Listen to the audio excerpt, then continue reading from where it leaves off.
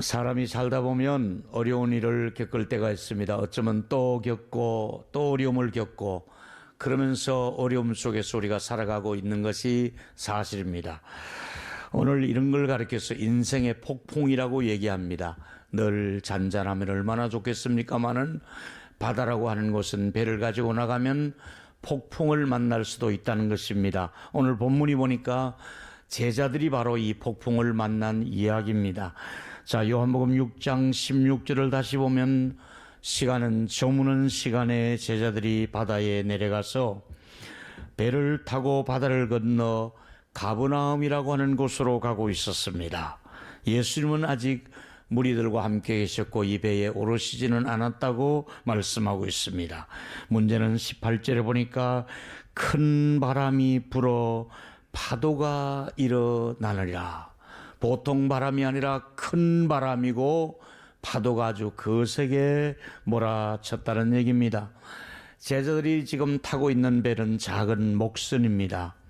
근데 파도는 지금 집체 같은 파도가 제자들이 타고 있는 이 목선을 향해서 그야말로 삼킬 듯이 바람이 불어오고 파도가 치고 있습니다.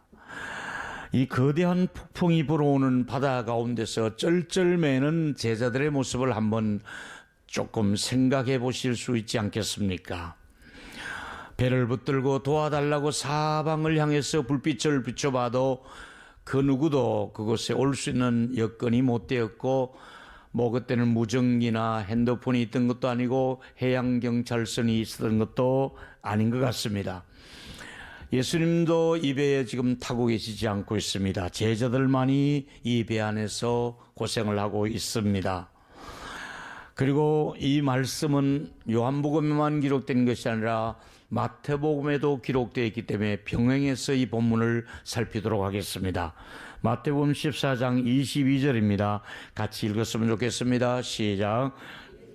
즉시 제자들을 제쳐가사 자기 무리로 보내는 동안에 배를 타고 앞서 건너편으로 가게 하시고 주님께서 건너편으로 가라고 하신 명을 받고 배를 노를 저어서 건너편으로 가고 있는 중이었습니다. 주님이 가라서 가시는 길인데도 풍랑은 일어날 수가 있다는 얘기입니다.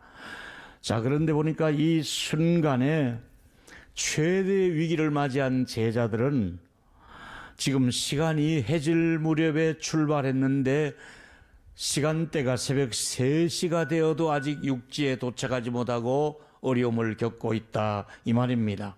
파도와 싸우는 시간이 새벽 3시쯤 되었어도 그들은 좀처럼 파도를 빠져나가지 못하고 있다 이 말입니다.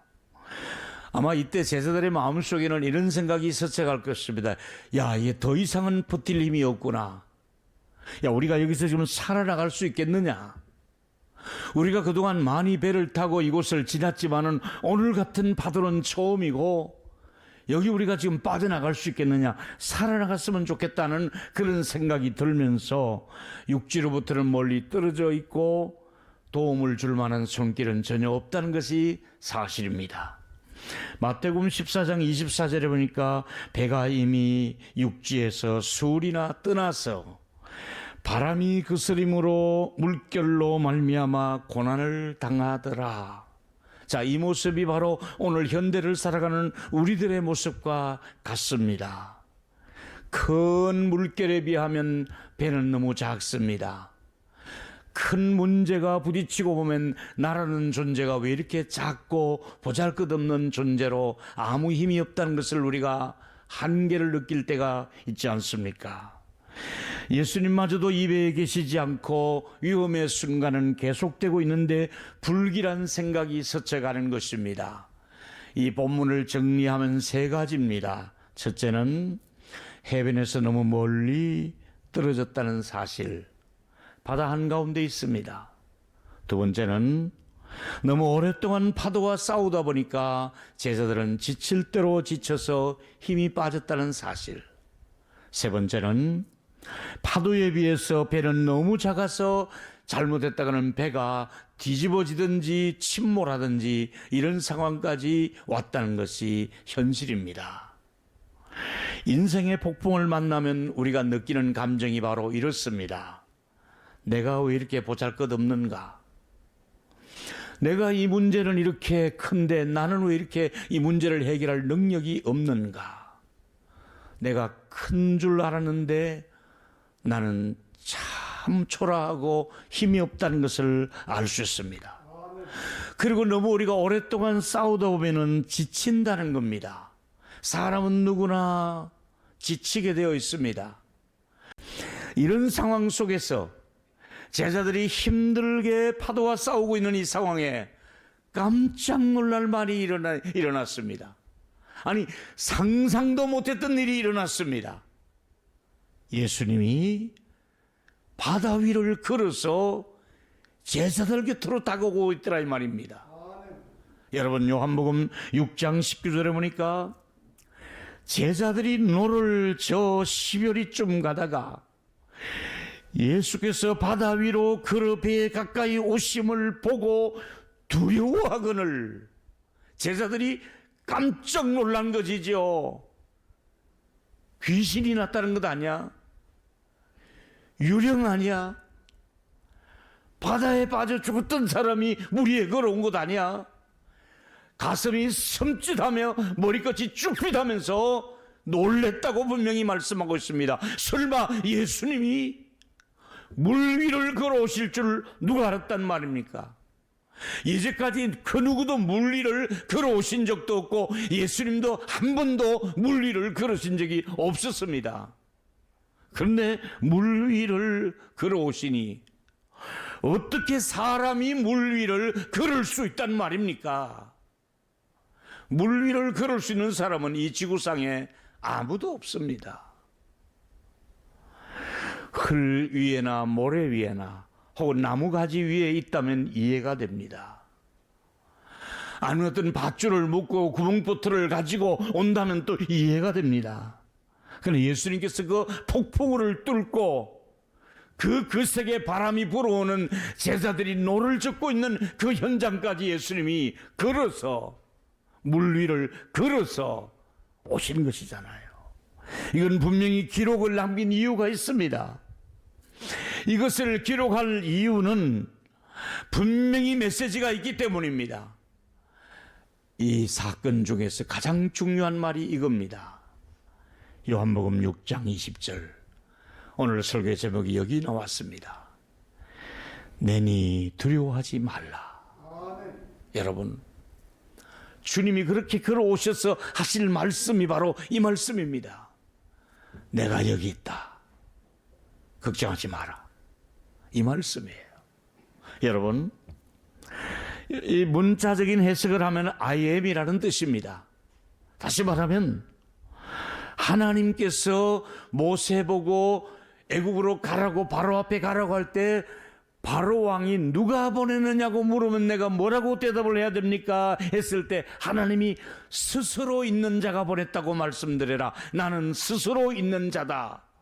누구에게 조정을 받거나 누가 나를 만들어서 누가 나를 간섭하는 것이라. 나는 스스로 있는 자라고 출애굽기 3장 14절에 말씀하고 있습니다. 하나님이 모세에게 이르시되 나는 스스로 있는 자니라. 하나님은 어떤 분이십니까? 자존하시는 분이십니다. 그 누구도 하나님을 간섭하거나 하나님이 어떤 일을 할 때 좀 도와달라고, 재료를 좀 도와달라고, 옆에서 좀 거들어 달라고 하지 않아도 얼마든지 혼자서 창조할 수 있는 분이시고 그분에게는 전능하신 능력이 있는 분이시기 때문에 그 전능자께서 하늘을 펴셨고 바다를 만드신 하나님, 육지를 만드신 하나님께서는 바다를 만드신 하나님이시기 때문에 얼마든지 바다 위를 걸어올 수도 있는 것이 하나님의 아들 예수 그리스도의 능력을 우리에게, 제자들에게 보여준 사건이 바로 이 현장이라고 할 수가 있는 것입니다. 여러분, 정말 종종 우리는 이런 생각을 할 때가 있습니다. 하나님이 나를 알고 계실까? 하나님 정말 나를 도와주실까? 하나님 내 속사정 알고 계시는가? 이런 회의적인 생각이 들 때에 그때 대답하시는 말씀이 바로 오늘의 말씀입니다. 내가 여기 있다. 내가 여기 있다. 여러분, 사방이 어둡고 의심이 생기고 힘들고 여기서 살아나겠느냐 하는 생각이 들 때에 그 위기의 순간에 내가 여기 있다 이러시면서 폭풍이 지나가기를 기다리고 있는데 여전히 폭풍은 불어오는데 주님이 생각지도 않은데 나타나셔서 내가 여기 있다 이렇게 말씀하는 거예요. 여러분, 나라고 말씀하시면서 내게 다가오시는 그분이 저는 종종 이런 경험을 많이 하면서 목회를 해왔습니다. 가장 어려울 때, 가장 배고플 때, 리비아에서 가장 어려움을 겪고 감옥에 있을 때에, 맹장이 터져 있을 때에 내가 여기 있다 이러면 내 곁에 다가오시는 거예요. 취업의 문제가 간단하지 않고 대학 가는 문제가 간단하지 않고 결혼 생활이 간단하지 않고 내 직장 생활이 간단하지 않고 내 지병이 간단하지 않다는 겁니다. 가슴앓이를 하면서 내가 지쳐 힘들어 있을 때에 주님이 그 자리에 오셔서 내가 여기 있다. 내가 여기 있다. 내가 너희 아이들을 도와줄게. 내가 너의 앞길을 내가 움직이고 있지 않냐. 내가 너의 처지를 왜 모르겠느냐. 너의 모자라는 건강을 물질을 내가 왜 모르겠느냐. 내가 여기 있다. 지쳐 울고 있는 우리에게, 한숨 짓고 있는 우리에게 오늘 주신 메시지가 이겁니다. 내가 여기 있다. 내가 여기 있다. 혹시 여러분의 폭풍을 만나 지금 어렵게 버티고 있습니까? 스스로 여러분의 폭풍을 이길 힘이 없지 않습니까? 여러분이 타고 있는 배가 지금 침몰해 간다는 위기를 느끼고 있습니까? 이럴 때 여러분 기억하십시오. 내 혼자 이 자리에 버티고 있는 것이 아니라 내 곁에는 주님이 계신다. 내가 비록 사망의 음침한 골짜기를 다닐지라도 해를 두려워하지 않는 것은 주께서 나와 함께 하심이라.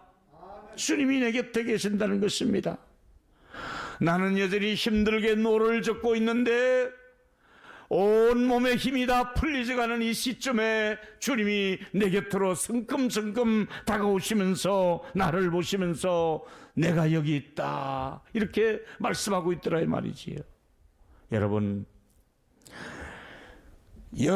곁에 주님이 계시다는 것을 믿음의 눈을 가지고 바라보시고 믿음으로 하나님을 받아 또 우리가 힘을 공급받으시고 믿음으로 한 걸음 한 걸음 여러분 앞에 살아가는 용기를 주시는 주님이 우리 곁에 계시다는 것을 믿음의 눈을 가지고 바라보시는 저와 여러분 되시되, 저는 33년 동안 제 혼자 절대로 목회하지 않았고요, 여기까지 오는 동안에 한 번도 하나님이 저를 홀로 두지 아니하셨고요, 제 혼자 노를 젓도록 하나님이 한 번도 버려두지 아니하시고, 힘들어 지칠 때는 동력자를 보내주시고, 물질이 필요할 때는 물질을 주시고, 땅이 필요할 때는 땅을 주시고, 건축이 필요할 때는 건축을 하게 하시면서 내가 여기 있다 말씀하시던 그 주님이 오늘 이 자리에 계신 여러분들을 향하여, 방송을 듣고 계시는 여러분들을 향하여 내가 너희들 곁에 있다고 하시는 이 메시지를 받으시는 오늘이 되기를 주의 이름으로 축원합니다. 내가 여기 있다. 내가 너희 자녀들 곁에 있다. 그렇습니다, 여러분. 폭풍 후 걱정하지 말아라. 내가 가고 있다. 조금만 버텨라. 코로나 걱정하지 마라. 내가 너희들 곁에 있다. 걱정하지 말라.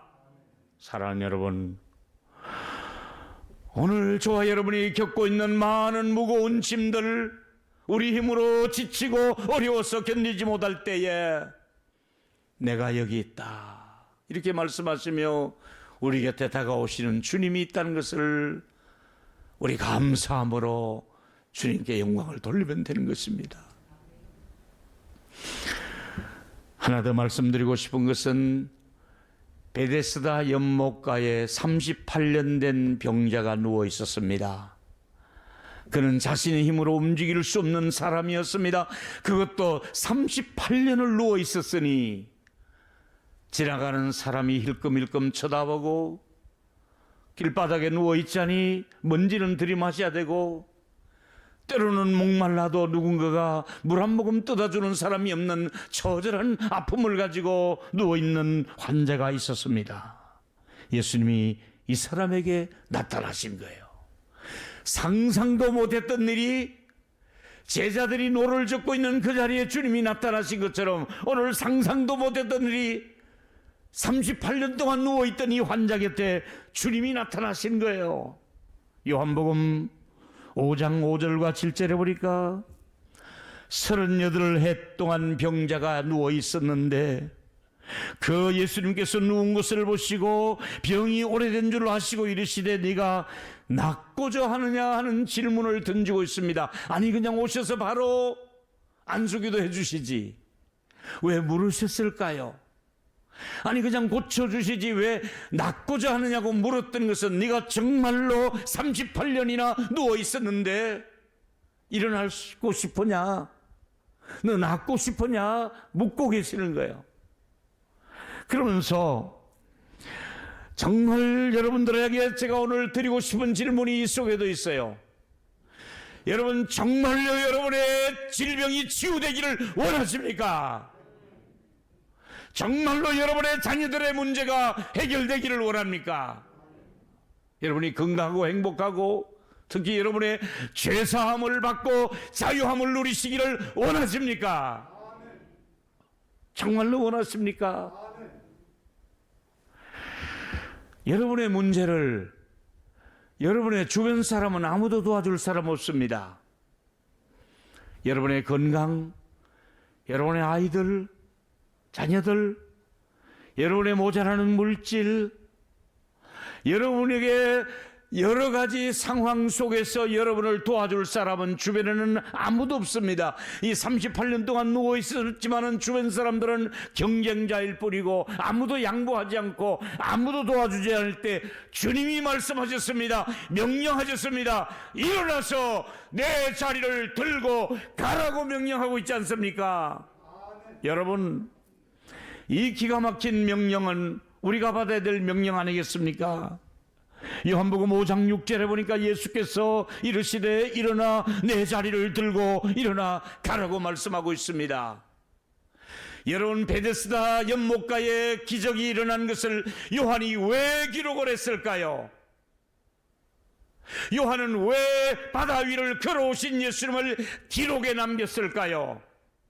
이 두 사건을 우리가 병행해서 보면서 우리가 받을 메시지는 무엇입니까? 너에게도 얼마든지 기적이 일어날 수가 있고 내 곁에 주님이 바다 위를 걸어서라도 와서 너를 살려줄 수가 있고 38년 되었다 할지라도 너를 일으켜 줄 수가 있으며 자리를 들고 일어나 가라고 말씀하고 있으니 사랑하는 여러분, 방송을 듣고 계시는 여러분, 우리는 코로나와 더불어 오랫동안 머물고 있었던 자리에 있었다면 오늘 메시지는 일어나라고 말씀하고 있습니다. 일어나라, 자리를 들고 가라. 걱정하지 말라, 두려워하지 말라.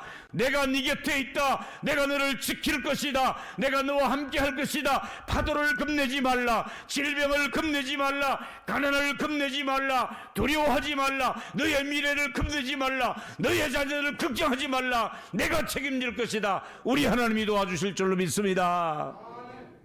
이게 저의 믿음이고 우리의 고백입니다. 여러분, 이런 것을 성경에 기록할 때는 기록자의 의도가 있습니다. 왜 이런 기록을 우리에게 남겼을까요? 시간이 흘러갔지만은 장소는 다르더라도 환경은 다르더라도 대상자는 다르다 할지라도 너도 일어날 수가 있다. 너도 이 파도에서 너의 힘으로서는 이길 수 있지만은 내가 얼마든지 너를 안전하게 지킬 수 있다는 메시지를 보내시며 오늘 뭐라고 말씀하고 있습니까? 안심하라. 내가 여기 있다. 우리 오늘 교회 생일인데 하나님이 주시는 메시지 받으세요. 안심하시고 편안하게 사시기를 주의 이름으로 축복합니다. 걱정하지 맙시다. 이렇게 얘기해놓고 집에 가서 저도 걱정합니다. 그래도 말씀을 붙들어야 되잖아요. 자, 오늘 제가 또 하나의 메시지를 드리고 싶은 것이 있어서 성경을 묵상하며 찾았습니다. 제가 이런 말씀이 있는 줄 알면서도 볼 때마다 반갑고 귀한 말씀이 여러분이 드릴 선물인데요. 예레미야 29장 11절입니다. 여호와께서 말씀하시니라. 너희를 향한 나의 생각을 내가 하나니 평안이요 재앙이 아니라 너희 미래에 희망을 주는 것이라. 여러분의 자녀들에게 재앙이 아니라 평안을 주시겠다고, 우리 교회에 재앙이 아니라 평안을 주시겠다고 약속하시며 우리의 미래는 희망입니다. 33년 하나님이 평안함을 주셨습니다. 33년 함께 해주시면서 다시 다가올 33년을 향하여 우리에게 말씀하고 있습니다. 희망을 줄 것이다. 여러분은 희망을 붙들고 가야 됩니다. 희망을 다시 붙들어야 됩니다. 다시 우리를 향해서 하나님은 나이와 관계없이, 환경과 관계없이, 경제력과 관계없이 우리가 붙들어야 될 메시지는 희망의 메시지를 붙들고, 내니 두려워하지 말라. 내가 너와 함께 할 것이다. 일어나 자리를 들고 가라. 이 말씀을 붙들고 믿음으로 한 발자국 한 발자국 다시 내디딜 수 있는 저와 여러분이 되기를 축원합니다. 결론입니다.